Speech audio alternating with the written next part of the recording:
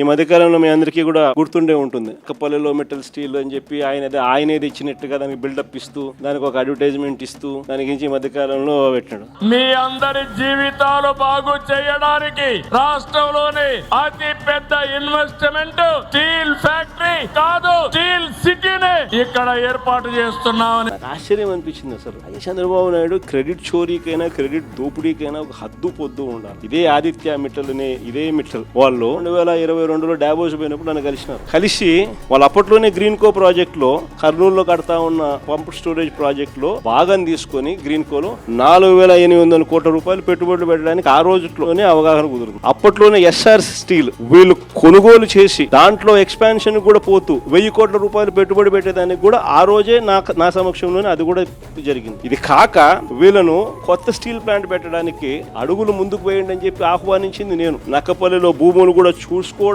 భూములు వాళ్ళకి నచ్చడము, అక్కడ ఆల్రెడీ అప్పటికే ఏపీఐసి భూములు మన దగ్గర ఉన్నాయి. ఆ భూముల్లో నుంచి వీళ్ళకి 2,200 ఎకరాలు మనం అప్పటికే సూత్రప్రాయంగా వీళ్ళకి ఇవ్వడం కూడా జరిగింది. ఈ లోపల ఎన్నికల కోడ్ వచ్చింది. ఇది జరిగింది. ఇక్కడ చూస్తే ఎన్నికలు అయిపోయిన తర్వాత చంద్రబాబు నాయుడు గారు మనం అంత దూరం తీసుకొచ్చిన ప్రక్రియను ముందుకు తీసుకుపోయినాడు. అంతే ఈయన చేసింది. ఓ జూమ్ కాల్ పెట్టుకున్నాడు, మాట్లాడినాడు, అంతే. ఇప్పుడు చూస్తే పేపర్ చూస్తే ఏమనిపిస్తుంది, అసలు మిట్టల్ అనేవాడు చంద్రబాబు నాయుడు సుందర ముఖార విందాన్ని చూసి వచ్చినట్టుగా బిల్డప్.